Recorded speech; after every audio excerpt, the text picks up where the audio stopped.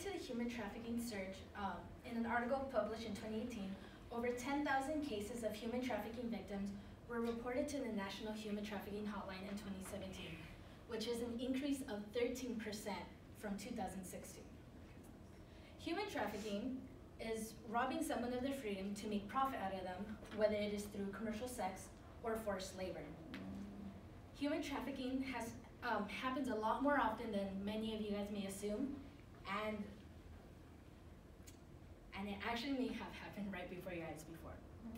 In fact, one time when I was on my way home from work at night, I saw, as I was at a red light, I saw a car that stopped at a corner. I assumed they were going to make a right turn. They didn't. They stopped. And the woman, who seemed to be in only a leotard, walked up to the vehicle, spoke to the person with the window rolled down, and then next thing I know, she's stepping into the vehicle.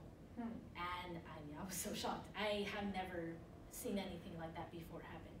So after that, I decided that I wanted to learn a little bit more about prostitution and things alike. So with much research through the Gale Library and other articles, I decided to learn more about human trafficking. Contrary to most beliefs, human trafficking involves both sexes as well as children. Therefore, I will use my speech to inform you of the different trafficking and how it can psychologically affect its victim.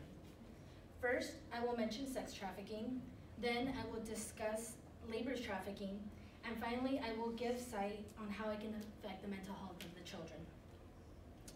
As mentioned, I will begin by stating what sex trafficking is and the effects of it. Sex trafficking is when people are transported from one country or another to be exploited. And to be exploited, that means, to be sexually exploited, and as mentioned by Google, it means to be forced into sexual acts in order to receive drugs, food, shelter, and other basic necessities to live. Contrary to what Hollywood tends to approach as sex trafficking, it is not someone just randomly getting kidnapped. Half of the time, it is that they are given false hopes of jobs to become a model or a dancer, some sort of actress. Some may also have been sold by their own families so that they can receive money. Some victims will last only days to weeks, while others are in it for years. As stated in the Encyclopedia of Contemporary American Social Issues, sex trafficking is a growing commerce because its profitability is highly dependent on a steady flow of desperate, vulnerable, and exploitable persons and a steady supply of customers in the United States willing to be able to benefit from transactions. Now that I have mentioned sex trafficking, I will begin to discuss what labor trafficking is.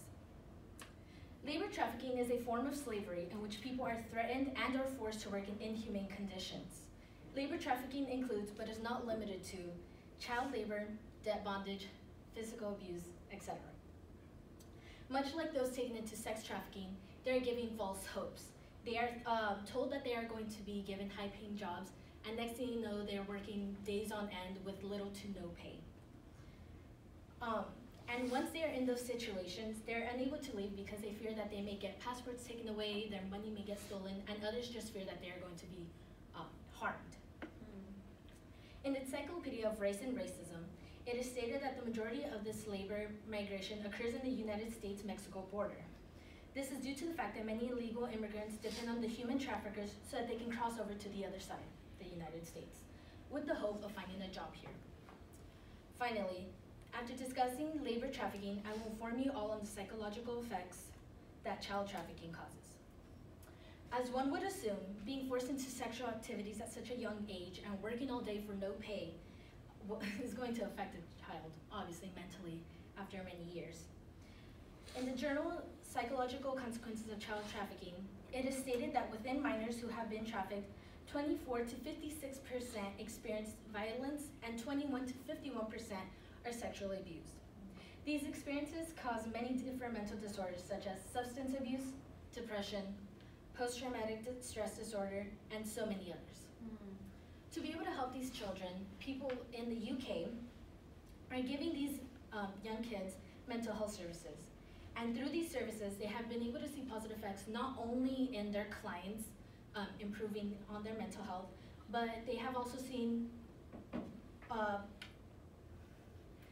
They have seen improvement within their staff to be able to see the signs that these students have, because not everybody is able to speak up. So these staff are able to see within the clients who have been abused and therefore help them and try to better their mental health. Now that I have mentioned how child trafficking can have long-term mental effects, I'm bringing this speech to an end. I first mentioned sex trafficking, then labor trafficking, and finally I explained the psychological effects of human trafficking.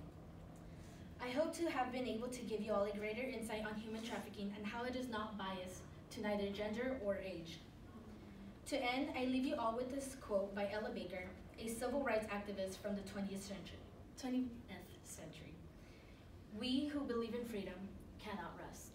Thank you.